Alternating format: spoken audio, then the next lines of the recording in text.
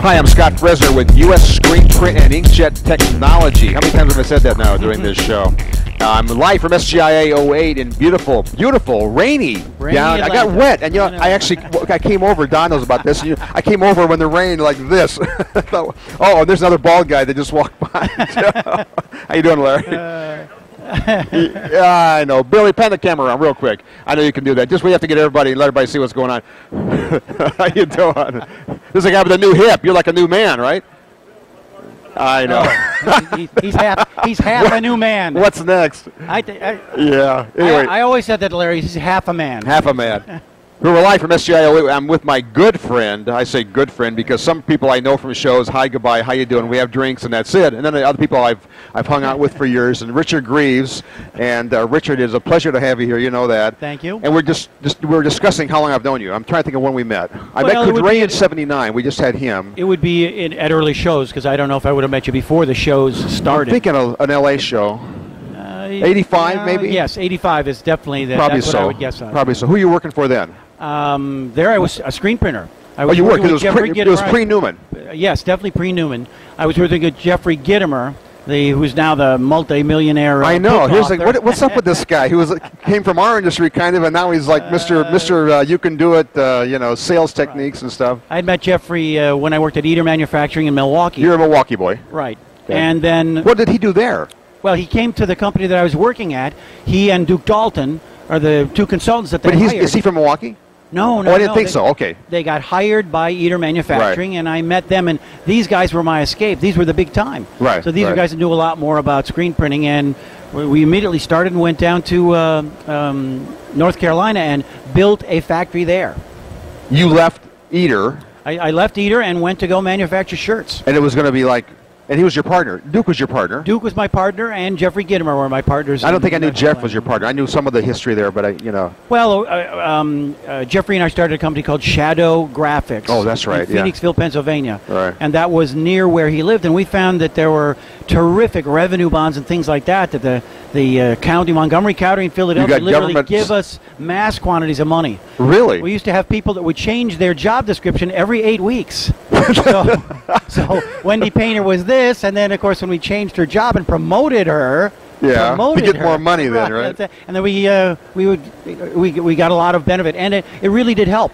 But we brought a lot of jobs. There were, in the county that we started, there was only Continental Can. Mm-hmm. And we were the second largest employer. You were big-time guys. Employees. And T-shirts, that's fun business. That was the early days when the things were go-go. I know. Nothing stood still for more than 10 minutes. So. Now, did you do four-color process then?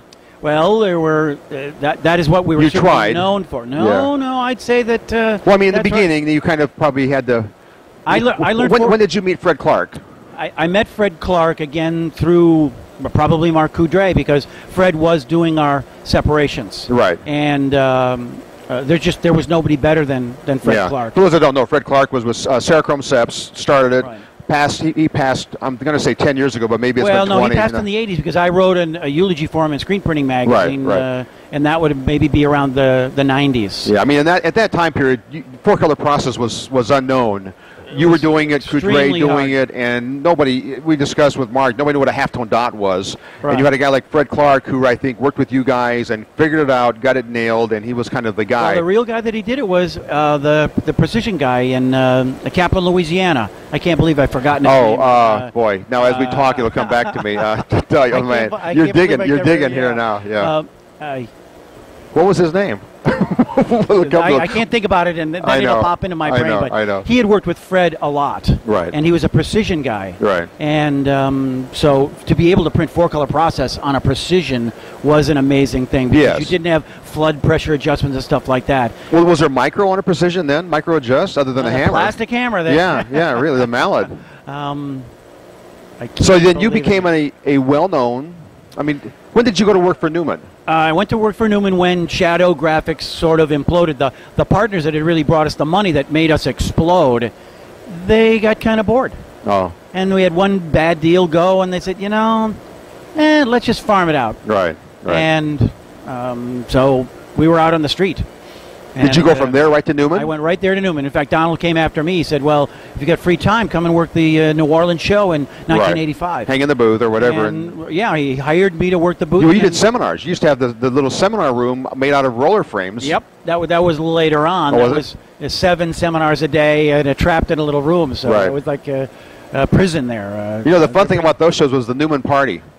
Oh, you go to this show, and you knew that you better get a ticket to the Newman party because it was the party. When you had Roger Jennings serving beer out of a closet in some hotel room. The first big Newman party was at L.A. 1985 show. Yeah. And it was at the Figueroa Hotel, and he didn't have that big a room, but we literally had such a good response. We were very close. Oh, I was there. It was packed. Yeah. Parties were and then better it kind of grew and grew, and then they would get bigger and they became famous. Then you'd have people that really didn't have anything to do with your company, but you'd have people sneaking in to get free beers, and it became uncontrollable. And we weren't sitting around because I got great memories of sitting in hotel rooms, sitting on a bed, and there's Michelle Kaza, and there's Domberger, and Tomasz Freszka. Oh, yeah. And everybody's there. That stuff just doesn't happen that Not much anymore. Not anymore. You go to the shows now, and there's the banquet and stuff, and you get together, but the parties are... But with the economy the way it is, and I don't think people can do that anymore. That's expensive. I haven't heard of any parties at this party, so I'm... If you heard one, let me know, I think our last party was Mardi Gras World in 2001. Now that was the party. Was the you have to admit, if there's anyone, you had the best party I'd ever seen. And I'm going to bait it right now. I actually had a deposit on Mardi Gras World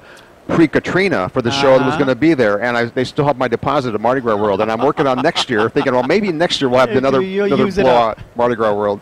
So you became the...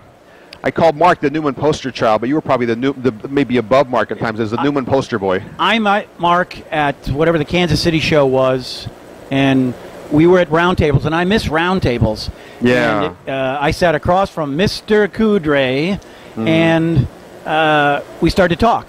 And there were maybe 15, 16 people at this big roundtable. That was kind of stuff I wanted to go to. And I sat across from him, and we started to go back and forth. It was like playing tennis because I would add things in, and he'd be giving me the look. Yeah. And in the end, he says, Who are you? Remember Once Upon a Time in the West, the movie? You're a movie buff. Who are you? Yeah. And he had heard about me. Or something like that. You felt good about that, huh? Hey, on the East Coast, we were the kings. The world being a path to our door. And it was all because of Fred Clark. Yeah. Because I could do the printing. But without the Fred Clark separations, there were no computers at that time, and you had to find a good guy. And you'd go to a litho separator, and you had to re-educate him because the tonal curves were so different. 40% dot gain? What are you talking about? Yeah. Now, you traveled the world. Consulting. Traveled the world. We've met up. I don't know where we've met up. We've been in many places. I was actually attached to Advance. Advance got me more jobs than I don't think I knew that. Because what would they do is they'd sell a machine, they wouldn't know how to run it, and they'd say, you should get this guy. Because I was very friendly. This is after Newman, or this is during the same time? Well, I was always very friendly with Advance. Yeah. Jeffrey and Duke. Duke Dalton, for instance, was the technical product manager for all the textile equipment at Advance. Right. Yeah. He had a hang gliding accident, and that lost him his job, and that's how Jeff Baxter got the job. So as the Baxter owes his job to Duke having a hang gliding accident and flying into a tree in North Carolina. Where's Baxter? We did interview Baxter and confirm this story, see if it's right or not. So you were with Newman? I want to say 4 or 5 years, 10 years. No, I was only with Newman for 18 months. No, I swear to God, it seemed like it was a lifetime. Well, but I never stopped. Yeah. And so high tension's always been part of my seminars, and I've always carried that flag. So. Yeah. So how many seminars have you done? Thousands? There must be thousands. I'm sure that I stopped counting after 200. Yeah. And I remember reading once where you or Charlie had gotten 100 articles or something like that. And I remember I was counting, but after a while I just stopped. Well, Mark and I were discussing, in the early days they were typed, and they're gone. And so now you have these old articles that were written in WordPerfect or something, and so you kind of lose track of how many there were. And then you recycle them sometimes. You ever recycled an article? No. I'm sure that I've never recycled an article at all. You're so full of it. New day. There's philosophical things. There's my standard jokes, and you are Mr. Cliche. Yeah, right. My analogies are famous. Your analogies. I'm sorry. Whipped cream on the lawn. What's the jelly bean one?